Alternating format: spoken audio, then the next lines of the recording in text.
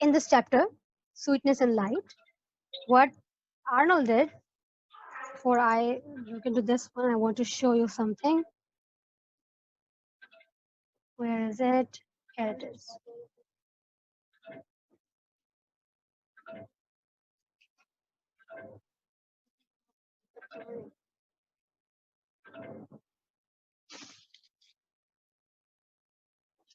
I believe my screen is not with you people right now, only let me check. What is visible to you? Okay, slides.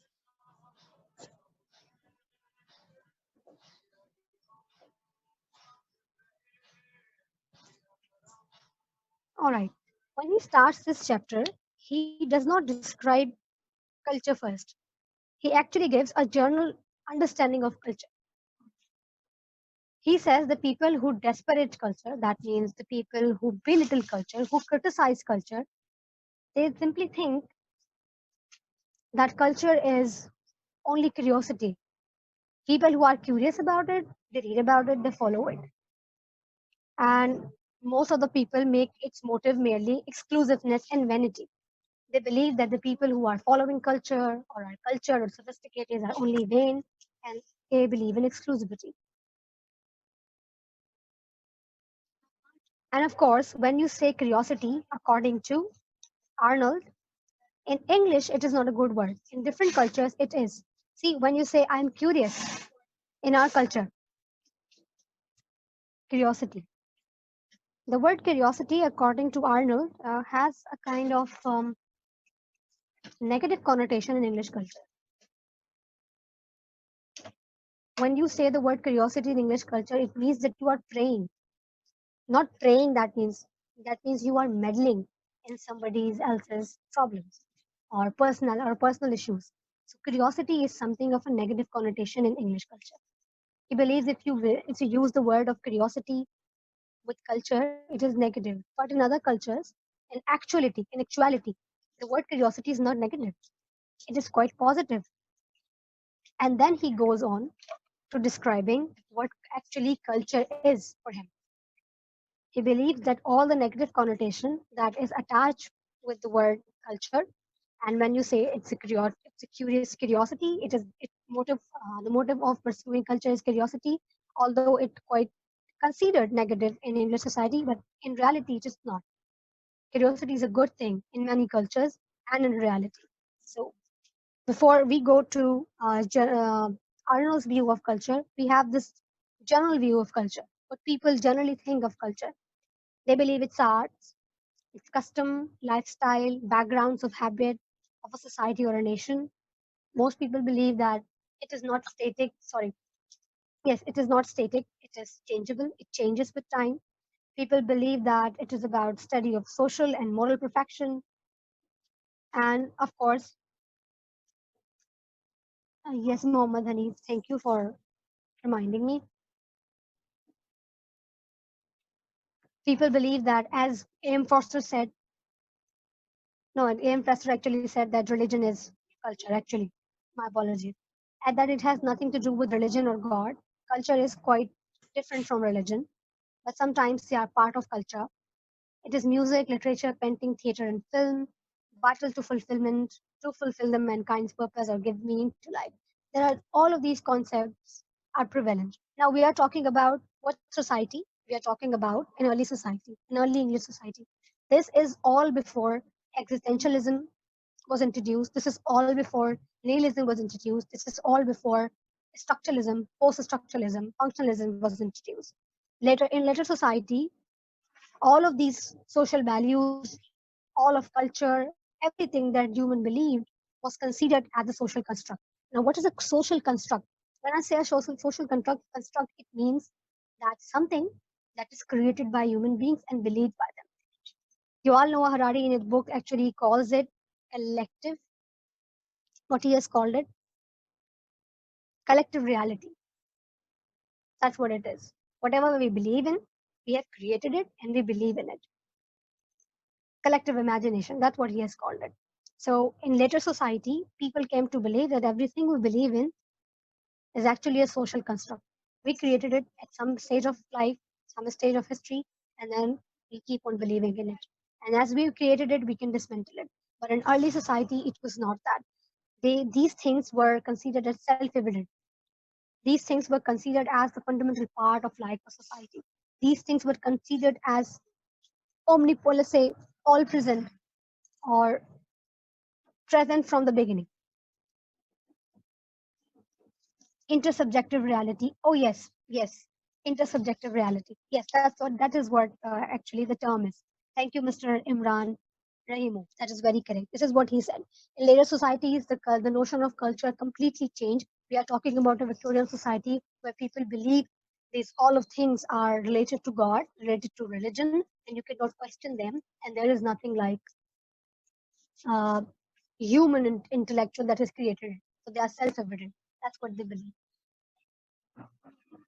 Let's move on. This was the general notion of culture. Now, what Arnold's concept of culture was. All right, this line I have underlined bold. I've written this in bold letters. When he says, but there is of culture another view, in which not solely the scientific passion, the sheer desire to see things as they are, natural and proper in an intelligent being, appears as the ground of it. There is a view in which all the love of our neighbor, the impulses towards action, help, and beneficence, the desire for removing human error, clearing human beings, and all of that. Okay, so he says that there are two functions of culture. One is that you see things from a scientific perspective. This is very important. Not only his social criticism, but his literary criticism too. When he says that there is a sheer desire to see things as they are, he believes and he means that without any predominance or predestined ideas.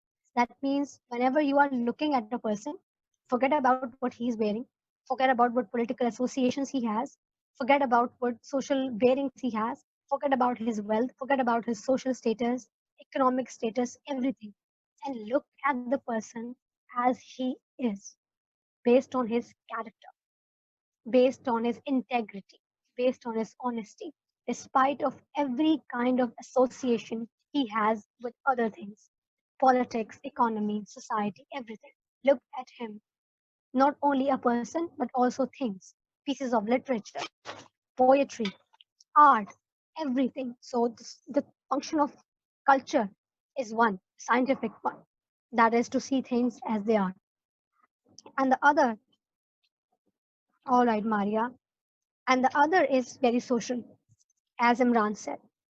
One is scientific and the other is social. That is removing errors, that is helping other people, that is achieving the best. He would use this term, becoming or achieving the best in later chapters through culture. So the sheer desire or the sheer purpose of culture is to be both scientific and social, being objective and being, what is the word here? Beneficial for society. Be objective and help society as much as you can to build it, to improve it. That's what the function of culture is. It is not about what clothes you are wearing. It is not about what class you are from. It is not about upholding the values of your social class. It is not about upholding or boasting about the values of your social class, but it is about making the society better. And as Imran said, it is not an individual thing, it's a more social or more collective thing. You have to think about the society. This is all the function of it. This is according to culture. Him, culture is both scientific and social. The pursuit of culture is this. I'm getting more messages. Let's see. Okay.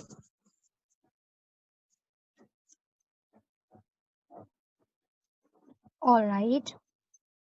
Rather criticizing to have a sense of acceptance and to work for betterment. Yes. Yes. Culture is not what other people believe it is, but it is rather its function is creative. Its purpose is moral and noble. That's what he means here. So according to him, culture is a good thing which can be used as a tool to shape our society, English society, in a better way. That's what he means in this definition.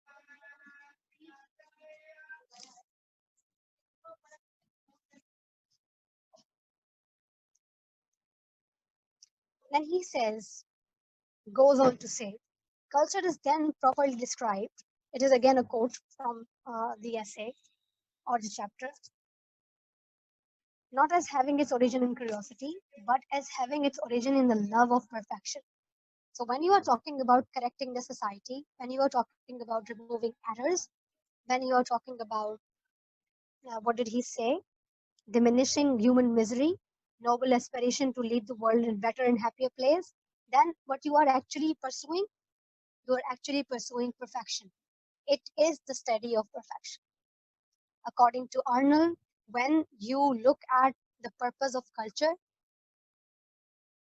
as a social thing that improves society, then what is the purpose of culture? It is the study of perfection. Culture will become a study of perfection that is perfecting everything that it touches. So, culture is a good thing. That is the study of perfection. It moves by force, not merely or primarily of the scientific passion for pure knowledge, but also of the moral and social passion for doing good. So, culture has both things. It is moved by force, not merely by scientific passion of pure knowledge, but also by morality, doing good. Objectivity and morality hand in hand. Culture, again, people believe that dogma and taboos and all of these things are part of culture. He says no. Believing dogmas is stupidity. This is not the part of culture. Part culture is pursuit of pure knowledge, objectivity, science, and that's what its pursuit is. And while you are doing it, do good. Morality is another function of culture.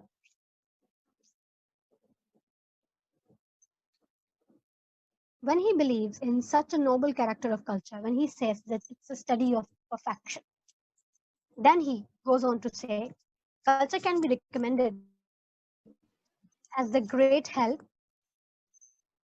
out of present difficulties. When you believe that culture is a way of finding pure knowledge, it has a scientific purpose of finding pure knowledge, and it has a social purpose of making the society good, and it can be recommended to solve all the problems of present day. Culture being a pursuit of our total perfection by means of getting to know on all the matters which most concern us, the best which has been thought and said in the world. This is a golden line. Everything, everybody should be noting down.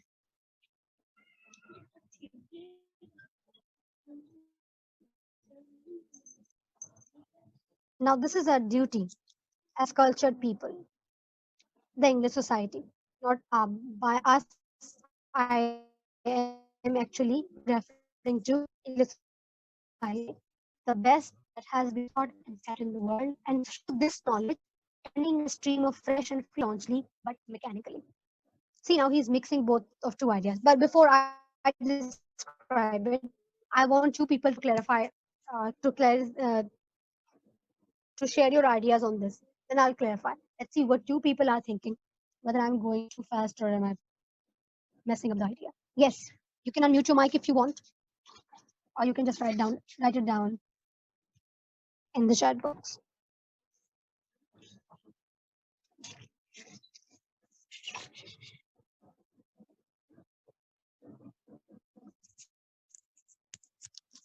All right, Halima, saw your message. How culture is a scientific passion. All right. See,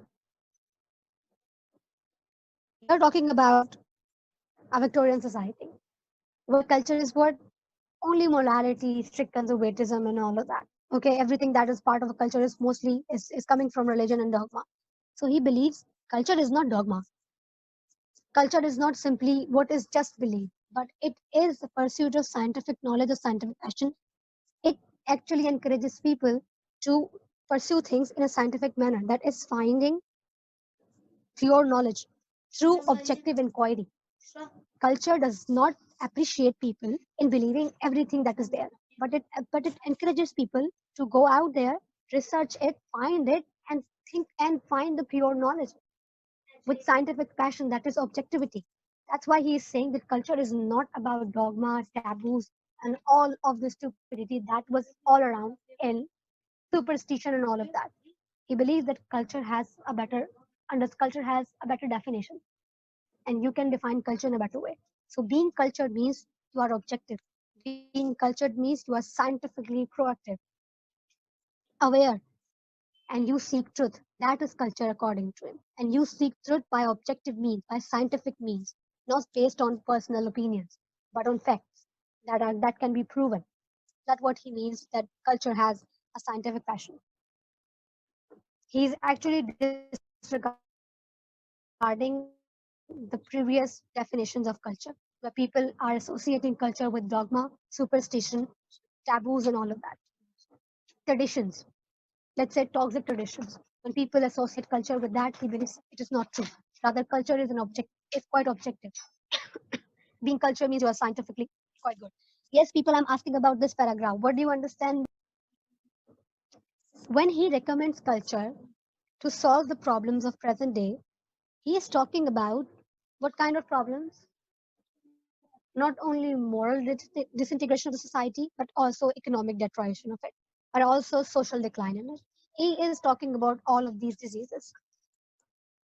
All right.